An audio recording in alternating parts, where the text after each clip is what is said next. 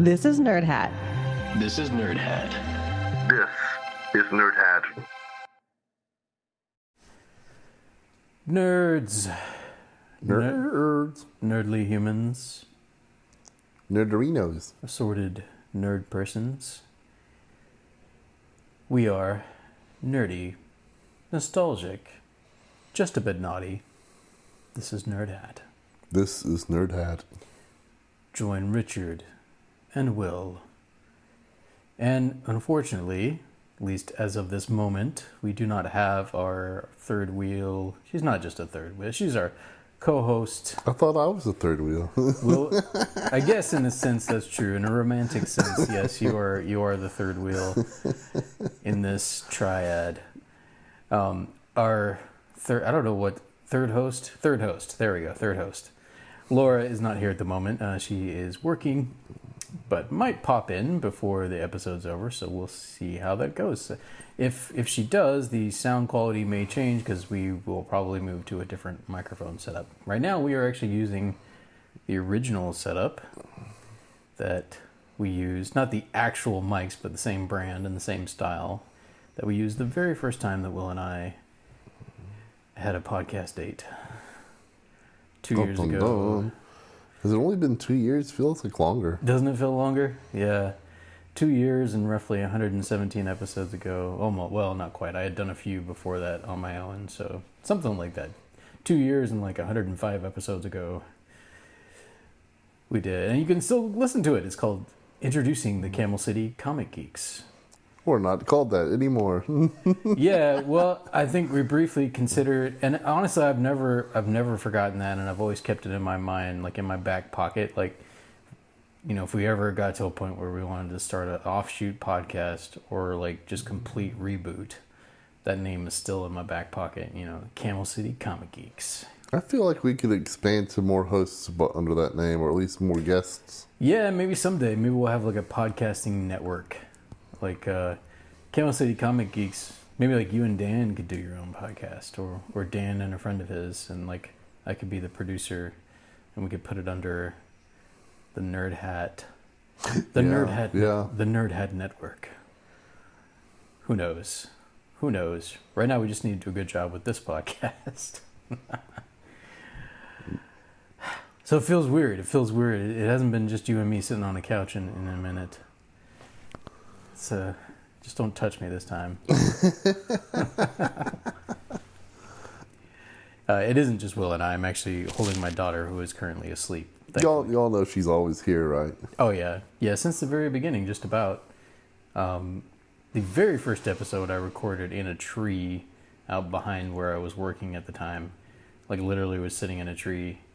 That was kind of fun, actually. And I had the idea at the time. I was like, I'm going to record somewhere different every episode. You know? No one will know unless I tell them. Well, no, that was the point. I'd be like, I'm sitting in a tree. And then the next one would be like, I'm sitting on a roof. And the next one would be like, I'm sitting in a boat on a lake. And, you know, it's kind of...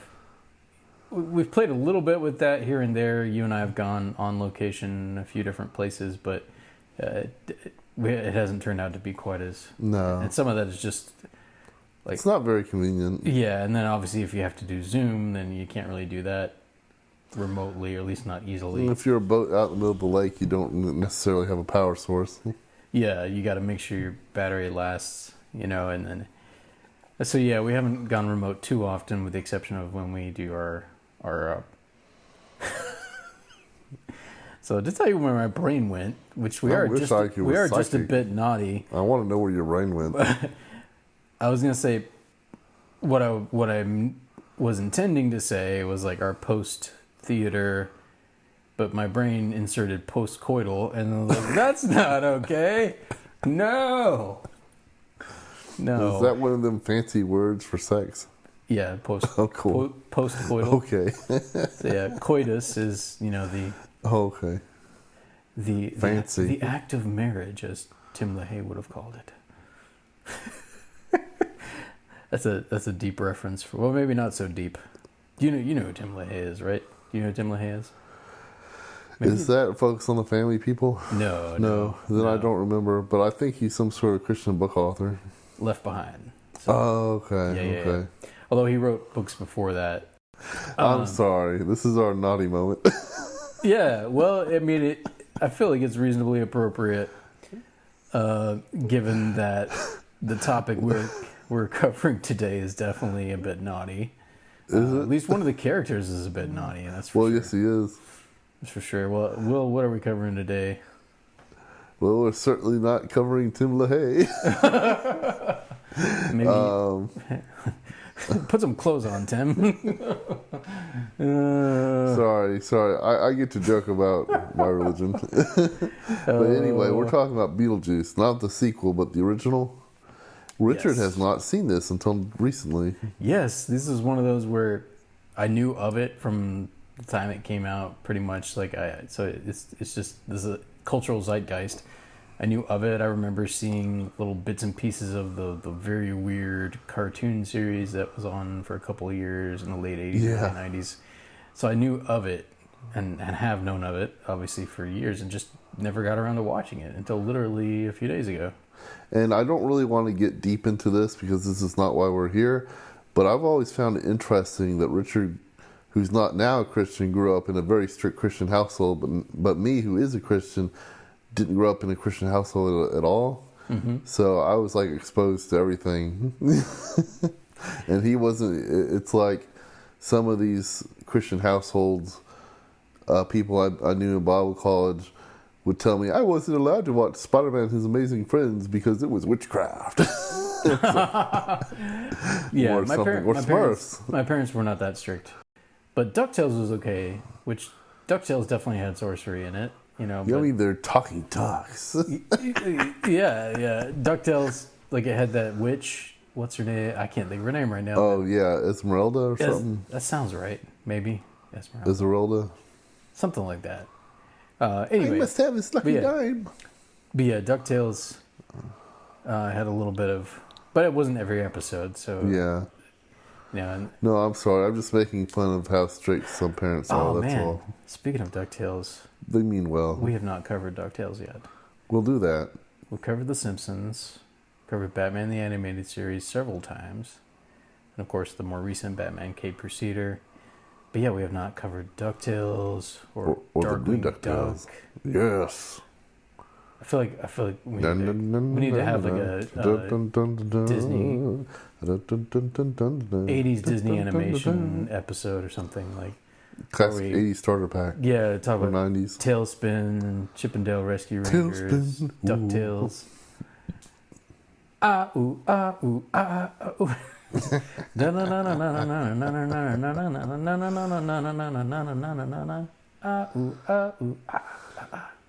Yeah, Tailspin. Of course, DuckTales is the classic. I love the DuckTales theme. Yeah, it still rocks. Rescue Rangers is pretty sweet too. Like and Darkwing Duck had a good, they had some good theme songs for Disney cartoons back in the day. Now, some of the animation was not great. I've gone back and watched some of it. Actually, because you got me the DVDs, so I'll watch it with my kids sometimes. And cool. That's why I got you the DVD. Yeah, Did I get you the complete series or just some of it? I don't know if it was the complete series. It might have been. I have to go back and look at them. I don't remember. It could have just been volume 1 or something. Yeah. You guys are getting all this for free. This is not our main topic. But yeah, we do need to cover some of that, you know. If we were to do a single episode, I feel like we'd either need to do DuckTales or Darkwing Duck, or maybe both. The Ducks. The Ducks, yeah. A classic Duck duo. 90s afternoon might be too much to cover on one podcast. Yeah. 2 ducks would work, I think. Darkwing Duck and DuckTales. I must expose you to the new DuckTales so you can cringe. I've seen bits and pieces of it, and I haven't seen enough to decide whether I'm impressed or unimpressed. Okay. Well, I love how Donald Duck is in the new one. You know what? Let's get back to Beetlejuice. Yeah, we should get back, and as Darkwing Duck would say, let's get dangerous. I'm moved to the most, baby. Yeah, because there's some death. There's some death in this movie. Yeah. Yeah. A little bit of death. Oh, you know what? In me trying to train you into all things Beetlejuice, I forgot to tell you there was a musical Broadway play. That does not surprise me. The In fact, I think I may have heard of this at some the point. plot was actually different, Okay. but let's get into the movie. All right. Beetlejuice. So, Beetlejuice is a 1988 American dark fantasy horror comedy film directed by Tim Burton from a screenplay by Michael McDowell and Warren Scarron, I did not know that. based on a story by McDowell and Larry Wilson. The film stars Alec Baldwin, Gina Davis, Jeffrey Jones, Catherine O'Hara, Winona Ryder, and Michael Keaton as the title character. Which is not his real name. He's going back to Michael Douglas actually now. She has arrived. Shall we pause? We'll be back after these commercials. Back after these messages. Wait, I did that wrong. After these messages, we'll be right back. ABC in the 90s. This podcast would not be successful without you, the listener. We are grateful for every download, comment, follow, and rating. While our main episodes will always be free, we do have some basic costs like hosting fees, marketing, and of course, the recording equipment and software we use. Would you consider supporting us with a monthly donation of $3, $5, $8, or $10? Just follow the link in the show notes or on our link tree to become a supporter now. Thank you so much, nerds. Now back to your regularly scheduled programming.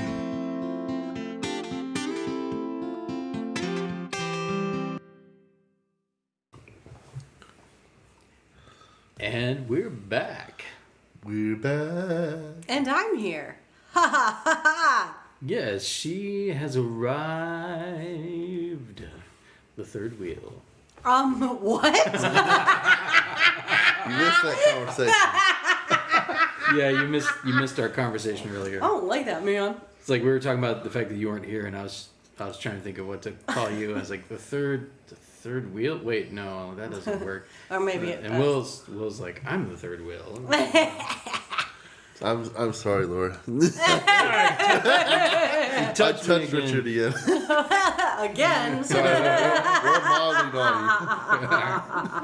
naughty. Yes, I'm the third wheel. It's Man. me. Well, I'm kind of looking forward to hating this episode because Dun. Can't touch this. is that what it's from? No. The Okay. 80s, I'm yeah. telling him he can't touch this. I- This belongs to Laura. Okay, so Will we're. can't touch it. I was I'm talking off about the limits. I episode. can't touch Richard anymore. I'm Sorry, talking my about mind was still on the touch. you're. I'm trying to talk about the episode, All right, go ahead. and you're still talking about your juicy thighs. Like I don't understand. All right, go ahead. I touched his wrist, Laura. It's not what I saw. So anyway, no, like I've seen the cover of what's it called? Beetlejuice. I've seen the cover of Beetlejuice at Forsyth County Public Library since I was a wee tot, Yes. and I was like, even as I was as a young youth, I was like, man, that looks dumb. That looks so dumb. It looks like a mistake. Like they didn't have like the budget wasn't high enough. Like no kidding. Autumn's age, little. I was like, this looks so. Oops. What was that? That was my phone. Way to go, babe. I was trying to find it. Nah. So I've never been curious about this movie. Beetlejuice. It just looks stupid, and like the eye makeup, it just and like what's the guy's name? Michael Keaton. Michael the Keaton's actor. teeth look dumb. Like it's just, it looks, The undead. it just looks stupid. Okay, that's all. Yeah, he is basically a walking corpse. Oh, I'm sorry, I forgot I was away from the mic. That's okay. I probably still picked it up. Because we have if you can't tell, listeners, we have switched to the Blue Yeti, which is red. Yes. Inexplicably. Red. Yes, so Beetlejuice. Quick little blurb here, in case you're not familiar with it in general, Laura. The I'm first, not. the Go ahead. first installment of the Beetlejuice franchise, because now there's a sequel that is currently in theaters. Beetlejuice. You're kidding. No, that's part of the reason we're Right talking in about theater it. right now. The original. And there's a Broadway musical. Oh, stop. And a cartoon series, and a toy line, and a Happy Meal. You're kidding. Yes. Those are so many things. You're kidding. No. Wow. It was quite popular back in the day. So this little film was directed by Tim Burton. It was his second I know him. film after Pee-wee's Big Adventure. Also sounds like something I wouldn't watch. Continue. I saw it as a kid. I remember enjoying it. I have not seen it since I was a kid, though. I feel like that's something I would not want to watch again, but I don't know. I'm kind of curious. If we like- covered it on the podcast, I might watch it. Yeah, if for no other reason than nostalgia. Like, my clearest memory is of him running into like this giant dinosaur on the side of the road because he's like on a road trip trying to either find something or get something back. But anyway, My Wait, this guy with memory is, mental health? my memory is yeah, like Big Pee-wee Bird. Herman. the truck Pee-wee driver. Herman. It's like This You sounds know like mental Pee-wee health Herman? issues. I mean, his character. Yeah, he's interesting. Put it that way. My parents hated him. Pee-wee Herman. Yeah, Pee-wee I used to Herman. watch the Pee-wee's Playhouse. I just don't like that name because the word pee is in it. Pee-wee. Like that's just weird. It's like It's a wee pea. no, it's just like it's a grown adult man trying That's to be what she cute said. and silly and like childlike. No. Red flag. Continue. Well, we can talk about those red flags if we ever cover that. Okay. Oh. Yay! Yeah, so anyway, Tim Burton's second film was Beetlejuice. Screenplay, we already talked about who that was for. We talked about who was in it, but not who they played. So we have the cast here. Michael Keaton, of course, plays the title character Beetlejuice. Alec Baldwin plays Adam Maitland. Gina Davis plays Barbara Maitland. Jeffrey Jones plays Charles Dietz. Catherine O'Hara. What? Kevin! Yeah, she's in it. Plays I like her. Delia Dietz. Winona Ryder plays Lydia Dietz. Who's one of the main stars of the cartoon series. And most of the other names I'm not familiar with. And those are the only other character that shows up significantly. We do have Juno, and Sylvia Sidney plays her, but Otho is in the film more, and he's played by Glenn Shaddix. I What can't- about Tim Burton's wife? What? Tim Burton's wife? The Tim Burton's wife. She's in like everything he does. Oh, they had not met at this point. I don't think. Trying to remember when they might have met. Yeah, I know who you're talking about. She's in Harry Potter. She's in everything. Yeah, but no, she was not in this film, or either of the Batman films. I'm not sure when they met. Sweeney Todd. Yes, Sweeney Todd. Speaking of Otho, I can't believe Otho. I want to talk about this later, but I can't believe Otho got a toy in the toy line. Otho's great. Yeah.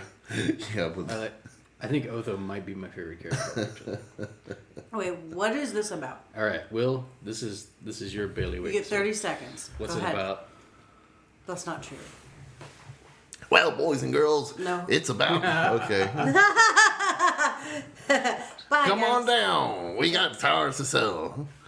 It's about a sleazy car dealership owner who apparently died during the Black Plague or something. And no, he lived through it. I'm sorry.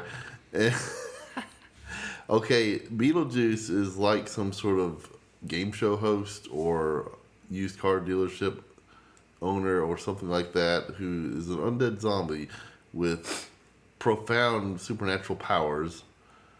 Profound because he seems to have no limitations. Profound and profane. Yes, definitely profane. Who wrote this?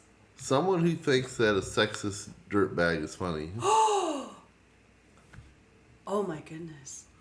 But Beetlejuice is funny when he's not being uncomfortably awkward. Okay. Well, he's not awkward. It's just uncomfortable. We'll just put it that way. Why is it uncomfortable? You'd have to watch the movie, but since I'm not this is a going to. podcast about reviewing the movie, then I will not say Oh, those is words. it dirty? It's only mildly naughty. Yeah, it Naughty. fits well within our realm in this podcast. It's a bit naughty.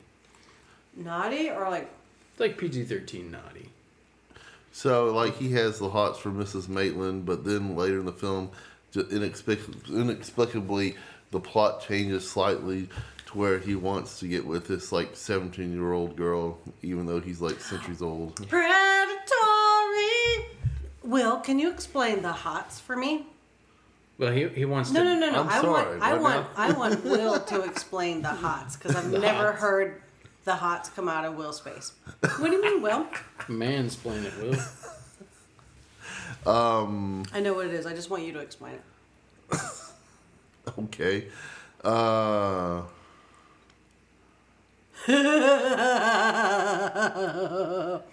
This is That was just awkward. Okay, so... What do you mean explain I'm the hots? kidding, man. I'm just messing with you. Well, so so Beetlejuice suddenly wants to marry like a teenager. A minor. Okay. Played by Winona Right. Ryder. Winona Ryder. Which awkwardly in the cartoon series, the entire cartoon series plot is Beetlejuice and Winona Ryder's character Lydia are best friends. Even though in the movie he is like some sort of predatory creep for minors. Yeah. So why is he a sexual predator? Why is he the main character? Well, he's the main character because he's funny. He's not the main villain, though. I would actually give Otho the credit for being main villain. And that's because he propels the Deets into trying to commercialize the undead and almost re-killing the Maitlands in the process because he didn't fully read the Handbook of the Dead. It's very... The afterlife is very... The afterlife works like Social Security in this movie. Okay. There's a lot of procedures, a lot of paperwork. It's called the Handbook for the Recently Deceased. Mm-hmm. So, why? What makes him deceased if he's around? We don't really fully explain things in this film. It's just he's some sort of bioexorcist. He used to work at the Social Security office, but now he has gone out solo to have his own business. A bioexorcist is someone who gets rid of the living. So the Maitlands are our main heroes. The Maitlands died in a car crash, and they're trapped in their house. They have to haunt their house for about 120 years, 125 years, I think, before they get to move on to whatever Comes after. I don't know what that is. Next honestly. stage of the afterlife, heaven or whatever. Yeah, I mean, that's not explained in this film. But, so whatever happens after that, they gotta haunt this house until then. So Beetlejuice offers his services because they can't get rid of the Deets who moved into their house.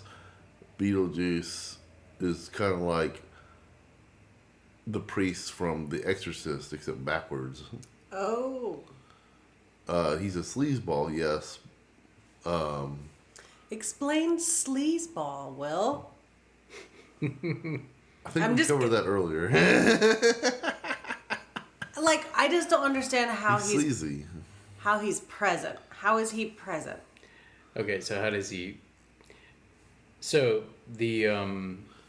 He's an illegal alien who has to get married in order to stay in the living room. He has to bang a minor? No. Doesn't have to be a minor.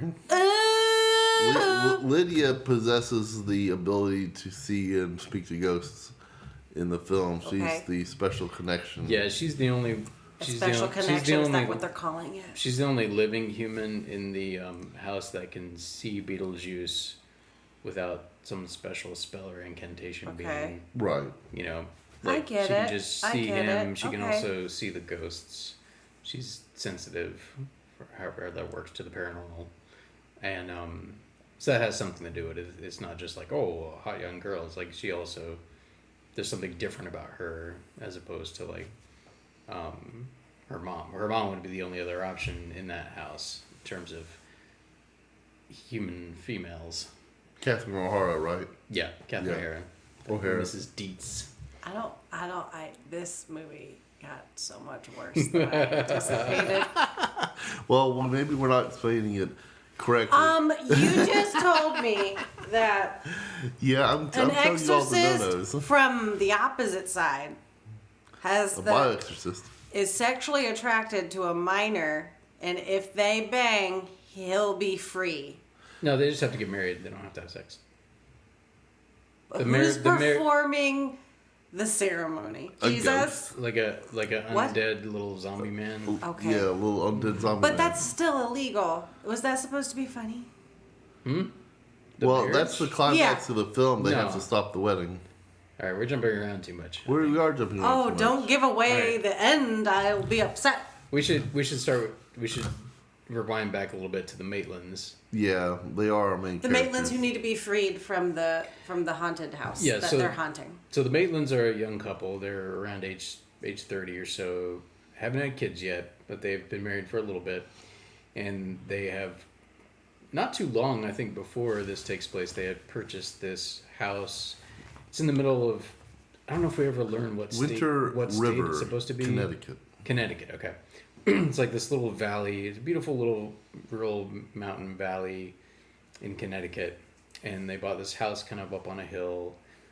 And Big house. yeah, like he runs like the hardware store in town. And I don't know if she does anything. They don't ever really say. But they seem like a very happy couple. And the movie starts with them taking a week off. They're having a vacation at home, basically. And they seem very happy, and like I think they hint that they have plans to eventually have kids. I don't know. If they don't, but they haven't started yet. This is so sad. But now. yeah, but they seem very happy, and they go into town to get some stuff that they need. And as they're coming back, they almost run into this dog on a covered bridge, and in order to avoid hitting the dog, they swerve, and then the car ends up falling out of the bridge. Like it goes through the wall and then falls down. And that scene was very weird because like the music was kind of playful and like fantasy like. It was not serious at all. I think it's meant to be like dark humor. Like, Yeah. the way it's handled.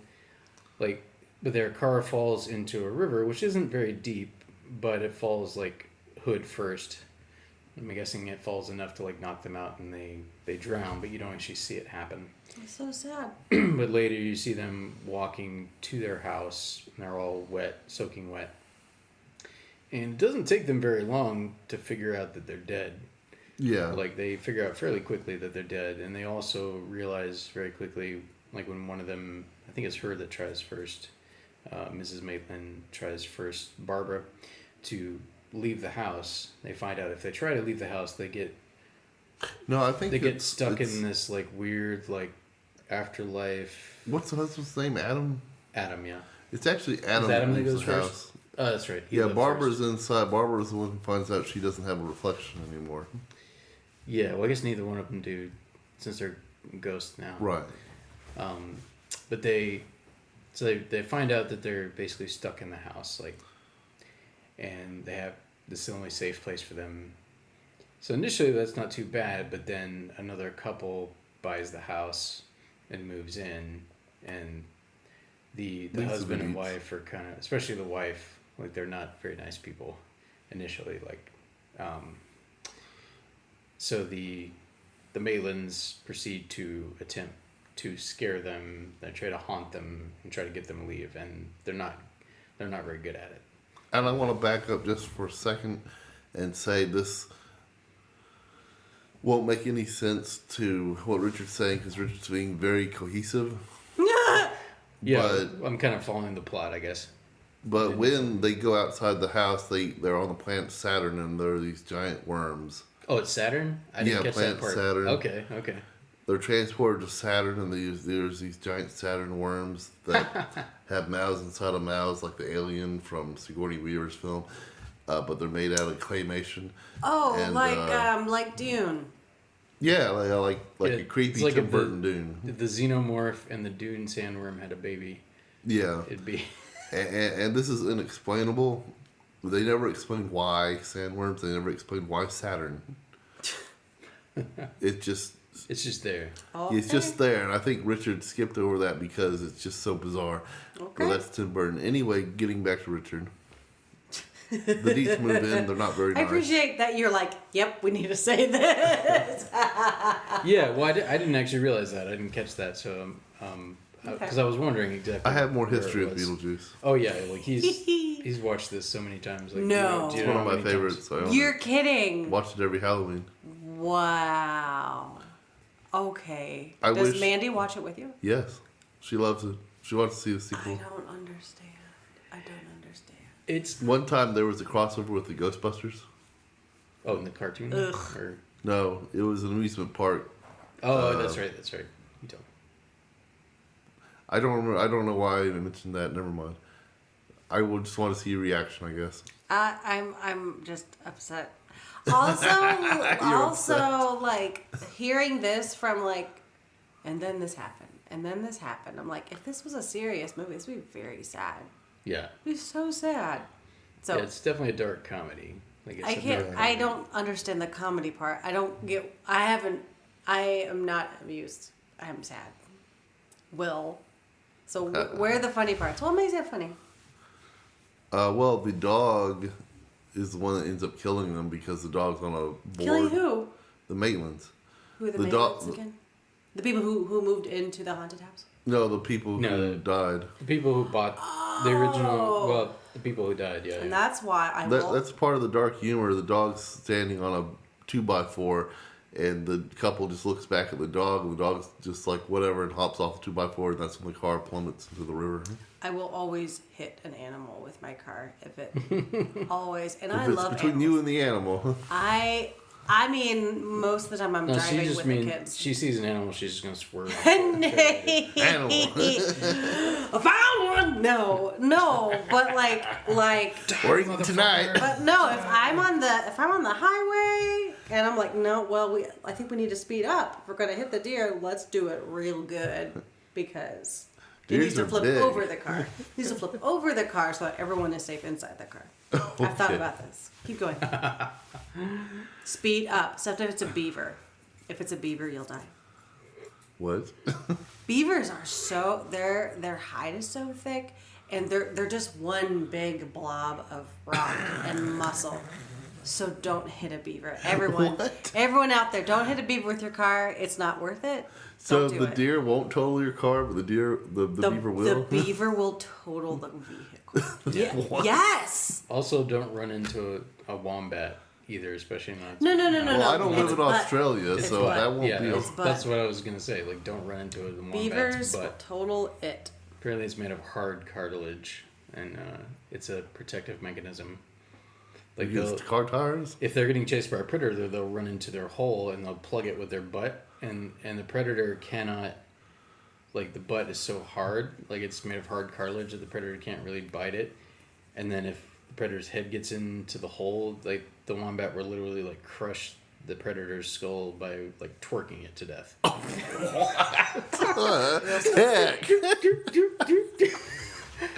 I learned this on Instagram, so it must be true. The twerk of death.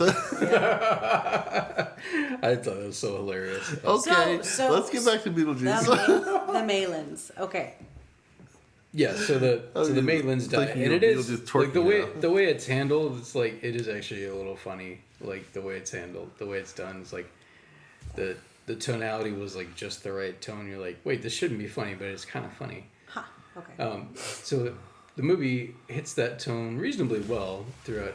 Like I laughed several times during the movie. I wasn't. I laughed several times. Yeah, I wasn't laughing constantly, but I laughed several times during the film. And which some comedies I've seen didn't make me laugh at all, and this one did. It made me laugh multiple times. But the basic plot is that they're trying to get the Dietzes. Am I saying that right? The Dietz. Yes. Yeah, the Dietzes. They're trying to get the Dietzes to leave, and at least initially, and they're not having success. And they get some help from. There's apparently an afterlife agency that helps the recently deceased or the deceased in general. Deceased, particularly those that are still stuck on Earth. And apparently you can only ask for help 3 times, I think. In they your said, first in your 125 first years. 125 years. Oh my gosh. So the Maitlands, and they're the ones that also left the handbook for them, the handbook for the recently deceased. So it tells them things they can do, like how to haunt people and how to, all kinds of stuff.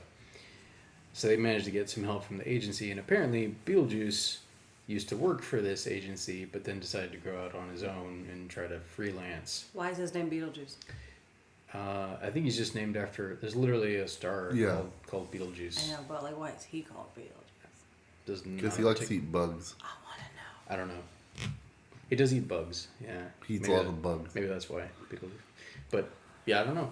Actually, Beetlejuice. He lures a fly into an open grave with a Zagnut bar, which probably doesn't exist anymore. Zagnut's pretty 80s, right? And he eats the fly. He eats a beetle. He eats a lot of bugs in the film. Why does he have to eat it if he's dead? Good question. Okay, so what happens next? So basically, like, they're, even with the agency's help, they're still unable to get the Dietzes out. And eventually they get desperate enough that they try to call Beetlejuice. So they get in touch with Beetlejuice, and he's been kind of hanging around already because he's scoped them out as a potential mark. He's like he's a bit like a used car salesman or a con man. He's a little bit, but he does actually have some skills. So in terms of haunting and the like, he can be pretty creepy. And the living can actually see him for some reason. Yeah. Who? Yeah. The living can actually see Beetlejuice. Well, when he unlike regular ghosts. When he chooses to manifest. Right. Yeah. Yeah, so there's a pretty creepy scene that reminded me a little bit of John Carpenter's The Thing, where he's like this long snake-like body and then just this really creepy head that's like traveling around and scaring all the people. We come for your daughter, Chuck. Yeah, it's just... I could probably do a Beetlejuice. Is that good? Right, good. It's not bad. It's not bad. Is that good? But yeah, Michael. But he.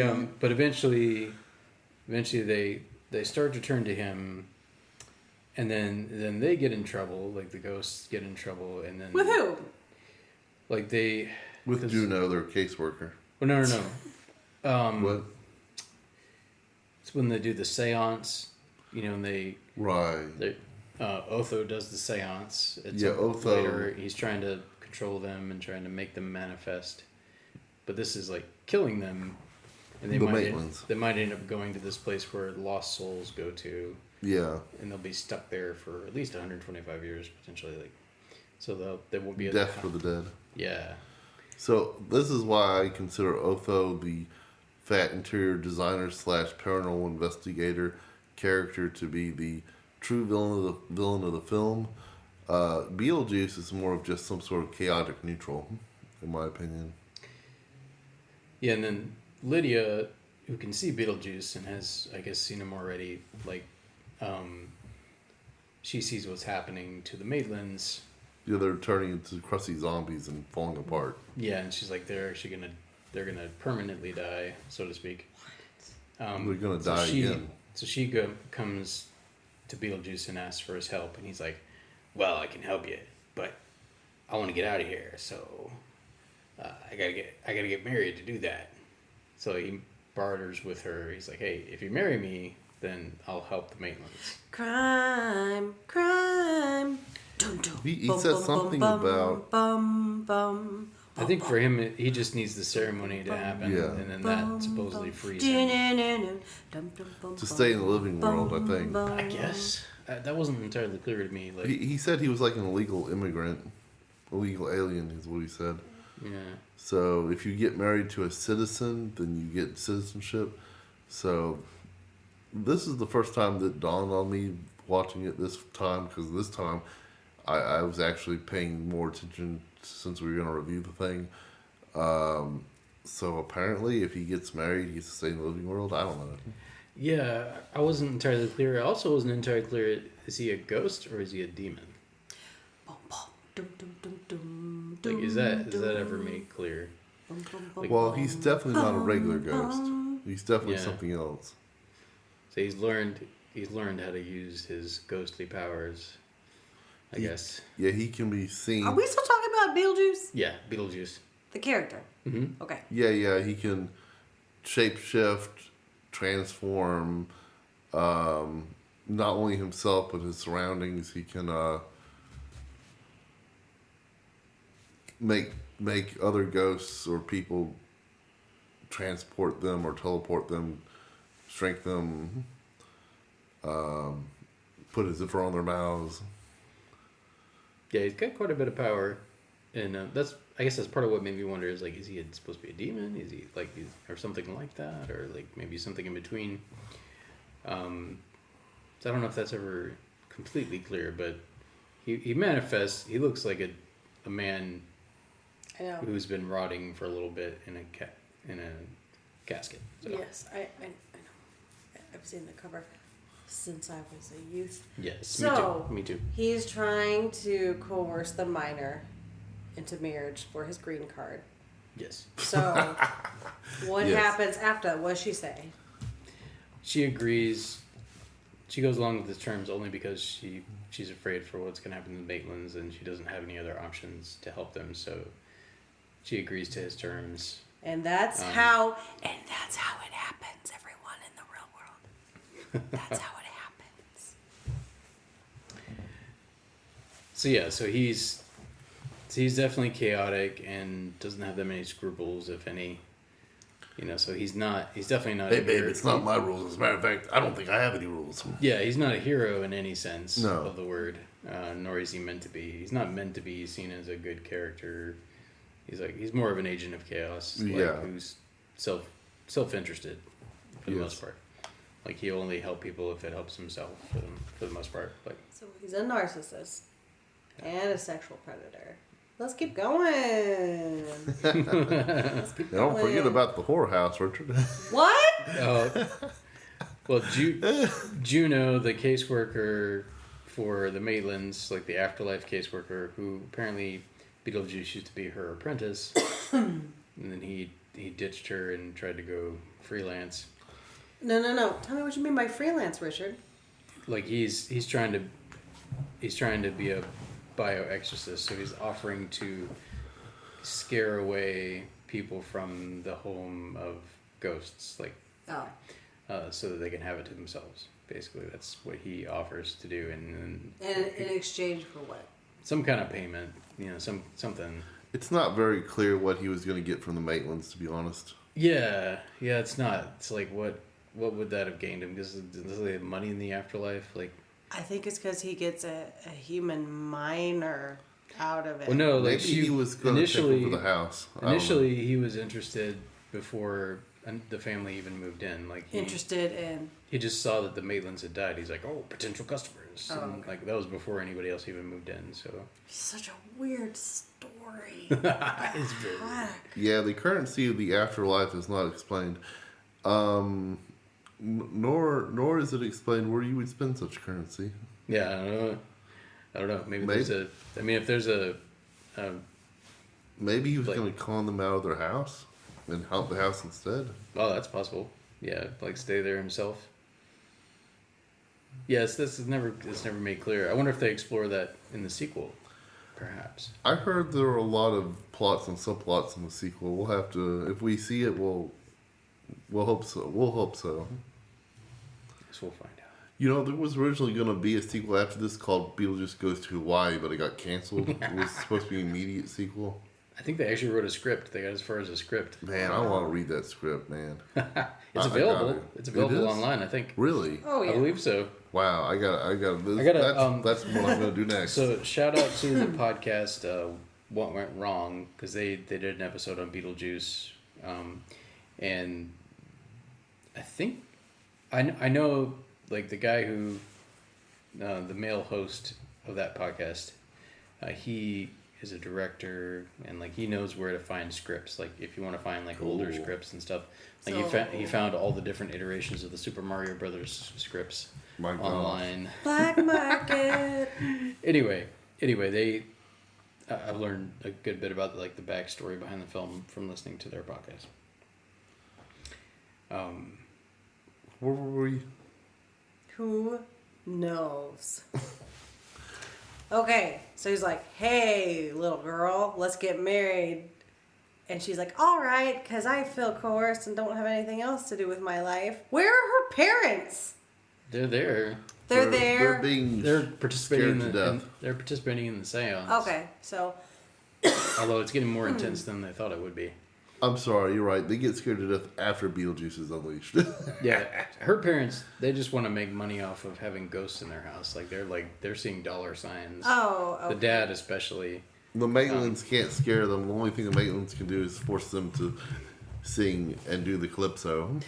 Yeah, like once they find out that there's ghosts there, rather than wanting to move away, they're like, let's make money off of this. Like that's how Amusement how park. the parents react. Okay. So what? But People what pay happens? big bucks. What happens next? So, so Beetlejuice comes out and he at least starts the process of helping the Maitlands, although he doesn't seem to do a whole lot. And they're about to go through with the marriage when, and I'm trying to remember the exact details. You can explain it better. Well, he is able to stop the seance and stop the progress of the Maitlands turning into zombie dust. So the Maitlands do go back to their normal ghost forms, in which case they start to try to say an important topic we skimmed over earlier. Beetlejuice can only be summoned or put back if you say his name 3 times. Oh my goodness. Wait, I think you only have to say it once to send it back, don't you? No, 3 times. Is it? Okay. Yeah. And so the Maitlands try to say his name 3 times, and he keeps shutting their mouths. Oh, yeah. Turning their mouths into zippers, or sending Mr. Maitland Adam into the diorama of the town. Not very important. It's an important and not important detail that we skimmed over earlier. There is a diorama of the town. So Mr. Maitland Adam gets into a truck, which inexplicably works like a real truck in the diorama. And drives into Beetlejuice's foot, and the truck explodes.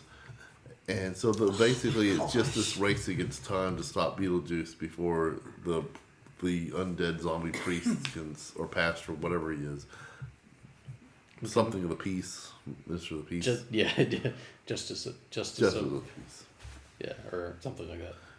Zombie of the peace. Yeah, before he can pronounce them married. Yeah, because the Maitlands over time have come to befriend Lydia, and she right away is like super curious. She's a little bit, I don't know if goth was a thing back then, but she's like obsessed with death and is like a goth teenager, or the equivalent from the 80s at least. And she can see them right away pretty much. And so they end up starting a friendship, and they end up actually caring about her and trying to help her, because her parents are not that great, especially the mom. But I mean, the dad's not all that great either, honestly. But like the mom especially. Although things change. Yeah. Towards the end, but anyway. I don't understand how he married her. She's a stepmom. Yeah, but they're like polar opposites somehow. Yeah, I don't know. She's this weird artsy person, and he's just a businessman. Yeah, she makes very bad sculptures. But anyway, the Maitlands are able to rescue Lydia from the marriage, and they're able to send Beetlejuice back. Oh, okay. To the afterlife. They don't actually say his name 3 times. They don't actually put him back. Mrs. Maitland, Barbara, actually comes back into the house with a sandworm, and the sandworm bites Beetlejuice. Right. Sandworm grabs him. Yeah, that's right. And then so Beetlejuice dies again, and he ends up at the agency waiting. He's like customer number 3 million or something. He's waiting in the waiting room to be seen by Gino. Or whoever, yeah. There's other people working there too, yeah.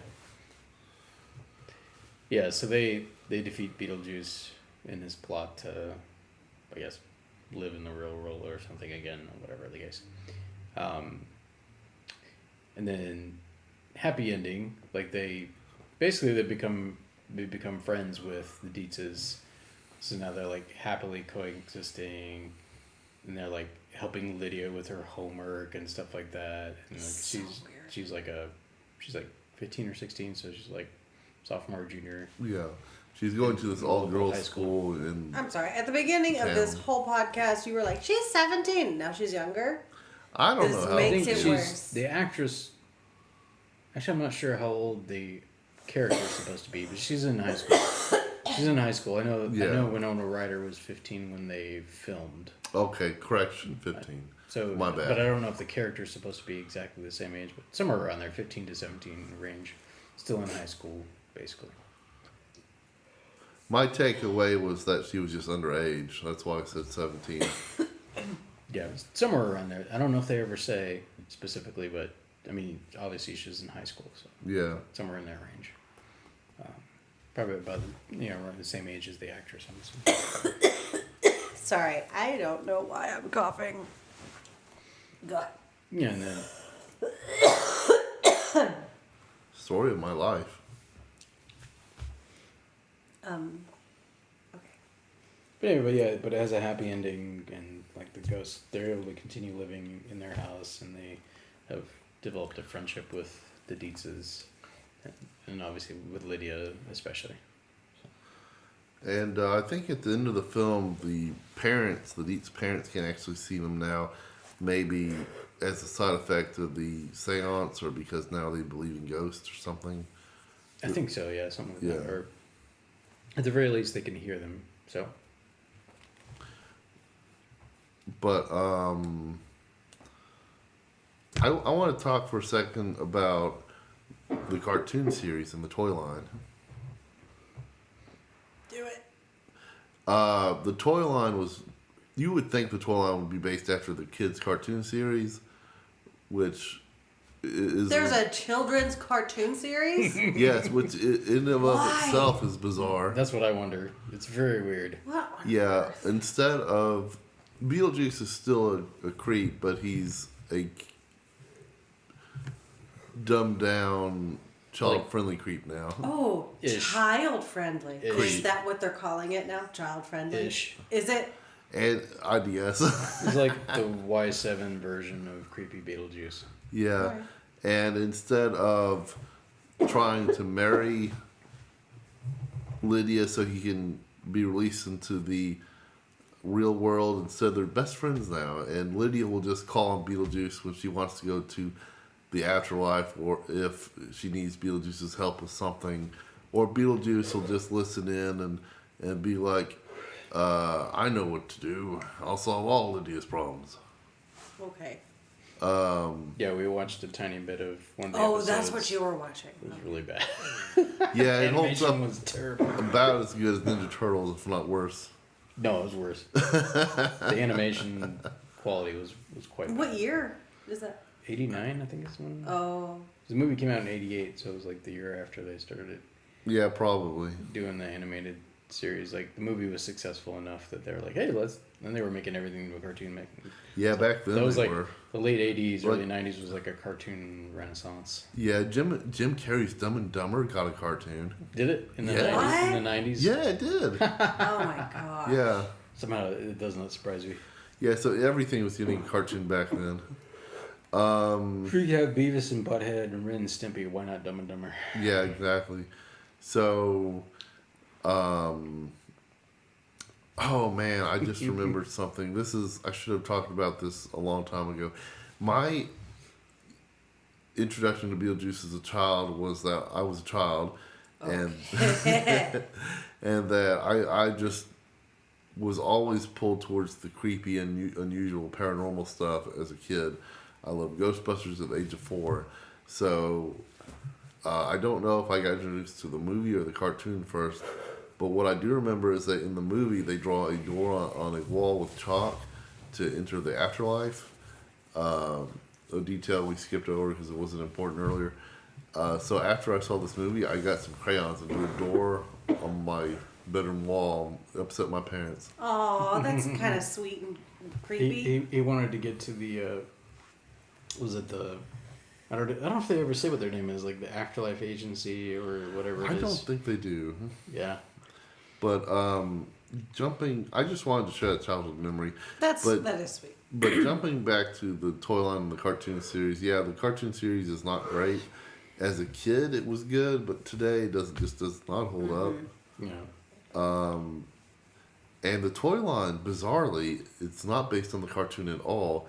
The toy line is based on the movie. It has an Otho action figure of the interior designer / paranormal investigator. It has a toy of the shrunken head guy in the waiting room. It's got several toys of Beetlejuice, including the diorama grave. It even has a car Beetlejuice can drive in. Yeah, and this is one of those where like I had never seen this until a few days ago when we watched it.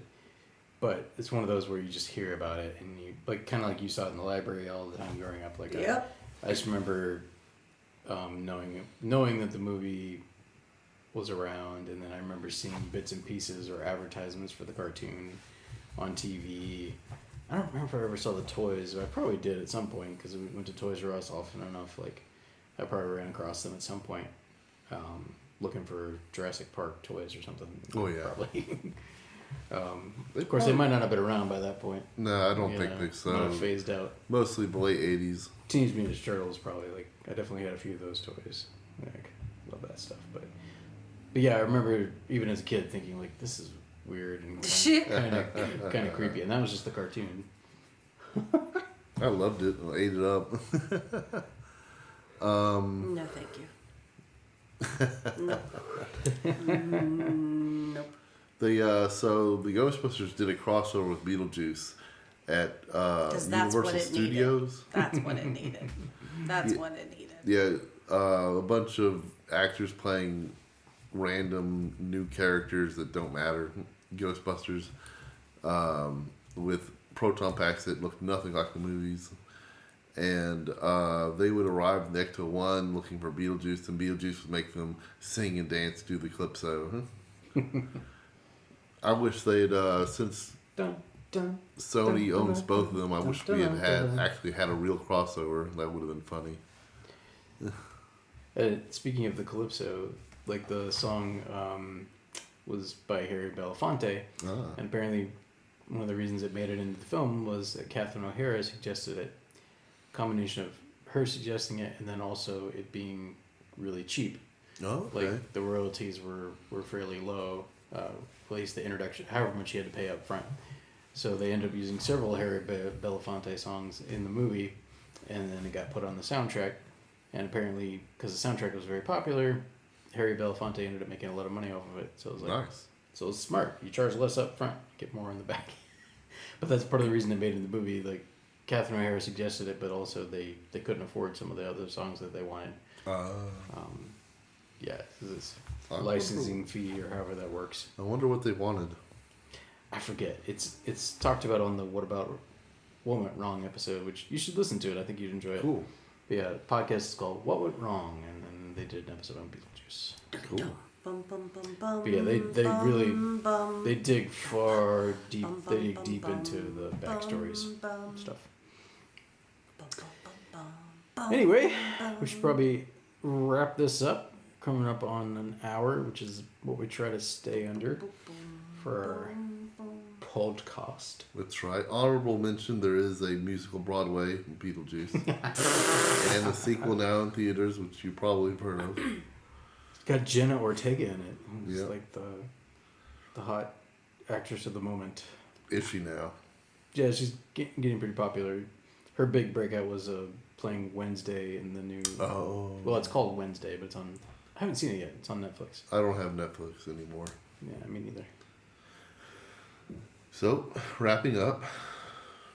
Dun, dun, dun, dun, dun, dun, dun, dun, dun, dun. I still think it's a sex crimes movie. Oh yeah, Yeah, let's give her nerd hats. It makes you a bit uncomfortable. It's a little part of the dark A humor. little uncomfortable. Part of the dark humor. Well, you know, as long as it's funny. Crime's okay. We didn't tell you about the dead football team or the guy that got ran over by the car that is on a conveyor belt. I'm good. All right. Surprisingly so. I am slightly I could see like a 15-minute clip just to get like a good taste of like Because now I'm slightly intrigued, but I will not ever watch the whole thing. But I'm slightly intrigued. Just out of moral principle. Yeah, sure. Sure will. Sure. Very well. Upon this, maybe we should do two. Like, what would you have given this as a kid? And then what do you give it now upon this current rewatch? I give it a 10 as a kid. Oh, no. 10 out of 5. Little Will. 10 real Ghostbuster thermoses. No. And a lunchbox, too. As an adult, it's hard to pinpoint an exact nerd hat because there's lots of nostalgia riding on this. Yeah. I feel For like me, can, anyway. You can factor that in. Like, For you, you're fresh. shout out to the Film Flamers podcast. Flamers. Film Flamers. Flamers. They talk frequently about nostalgia boners. It's like I have a really strong nostalgia boner for this film. But Laura loves that. That's funny. But they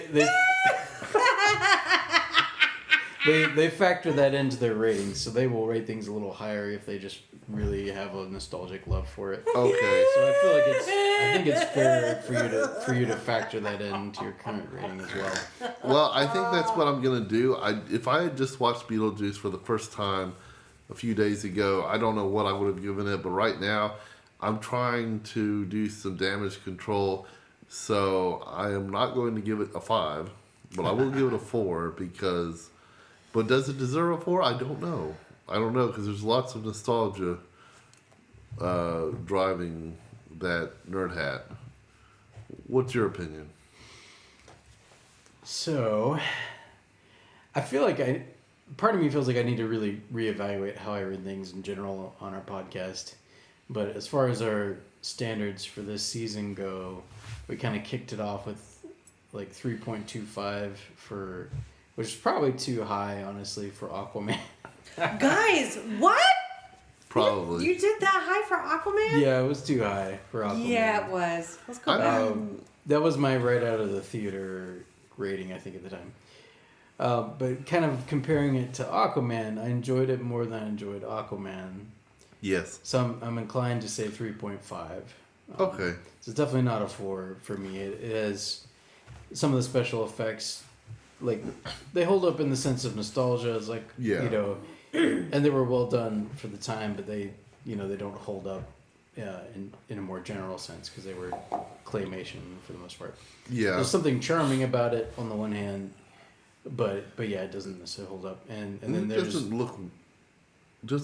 looks weird compared to the live action people. yeah, a little, and But it's charming. and the Beetlejuice character, like, I wasn't sure. I mean, I had a general idea of what to expect, but I didn't enjoy the performance as much as I thought I might. You know, just I've heard so many things about Michael Keaton's performance over the years. Like, it's so great. It's so. And part of it, I think, maybe is just the character. You know, because he's kind of icky. Yeah. Oh man, that's putting good. Putting That's it a good word for mildly. it. Oh, you know what? That made the enjoyment a little bit less. Yeah. It's like, now part of it maybe is like the Deadpool effect of like, you either got to go all the way for it. It's like if you're just like mediocre icky, for some reason it almost makes it worse. Like, just like, you either just got to be all the way bad. But I don't know. Does that make any sense? Like, I guess. yeah. I don't know. Anyway, I'm gonna say I enjoyed it more, and part of that is nostalgia as well, because it definitely has like 80s nostalgia feel just of the film. I enjoyed it more than Aquaman, so I'm gonna say 3.5. You know what, Laura? I started something earlier that we didn't finish. The whorehouse, as the movie calls it, was a distraction to distract Beetlejuice for a while. And that was my point. So I feel like Yeah, because apparently he hadn't had sex for 600 years. Yeah, a little creepy. I guess he'd been but that's dead. true. Well, he'd been dead at least that long. I Wait, think. how did he die? I don't know if they say. Do They say? don't say. Yeah. What time is he from? I don't know if they say. Sometime that after the Black Plague. Oh, I thought he was He lived through the a Black car Plague. salesman. No, that's just kind of how he acts. Oh, Yeah, Pickle Lane, gentlemen. He kind of acts like a sleazy car salesman who has no scruples. You know, that Okay. kind of like I'll lie to you to sell you what I want. You know, I'm a con man, and he literally like because they're part of the. He shows up on their TV. Only the ghosts, the Maitlands, can see him, but he shows up in one of the ad. He like does his own ad basically, and he's acting like a car salesman. He's kind of dressed like a used car salesman. So I think, like, yeah, and I feel like that's the correct vibe. Like his character, I think that's what they were going for, something along that, and they definitely pulled that off. It's like, Okay. yeah, like he's not. There really isn't anything redeeming about him, No, not really. and I don't think there's supposed to be. But No. Well, he's just supposed to be a dark humor character. yeah, yeah. So he's So, The only thing redeeming weird. about him was the cartoon series. And even that's bad. but yeah, the Maitlands, like the Maitlands and Lydia, are the heart of the film. Like, Yeah. and that definitely gives it a redeeming quality. Like the relationship between the Maitlands and Lydia, you know, is kind of sweet, and like she's lonely and fascinated with death. So of course she was become friends with the ghosts, and like, and they just died. So like they're like, what the heck do we do now? Like we're, so yeah, and they're kind of, it's kind of sweet how bad they are at haunting. Like they don't quite know what they're doing. They're kind of bungling around, and you know that's enjoyable. So, Yeah. like, I liked the Maitlands and I liked Lydia. Yeah. So yeah, I'd say 3.5. 3.5. So weird. It's just so weird. It is weird. Mm. Yeah. As is almost everything Tim Burton does. Good point. As is Tim Burton, apparently. Is he, I don't know much about Tim Burton. Is he weird like, that guy that plays Jack Sparrow? Well, yeah, they're good friends. Like him and Johnny Depp are good friends. Oh, that's right. Johnny Depp was, Scissorhands. Yeah, Edward Scissorhands. Oh, Yep. that's right. Was that Tim Burton? And then- Yes, it was. And then also Charlie and the Chocolate Factory, the remake. The remake. Tim Burton did that. I liked that one. That one. Did you really? Oh my goodness, that's hilarious. I haven't prefer seen the it. original. I haven't seen it yet. Good morning, Starshine. The Earth says hello. That's great. I think my favorite Tim Burton movie is Big Fish. Like, a lot of people say that, but it's probably his most normal movie of all I the didn't ones know he's that made. was a Tim Burton movie. Yeah, Tim It is Burton. kind of normal for Tim Burton. Yeah, for Tim Burton. Yeah. I And, think my favorite Tim Burton film is either Beetlejuice or Batman Returns. Batman Returns. I like the penguin in it. Really? Ugh. I Yeah. hate the penguin in that movie. He's so disgusting.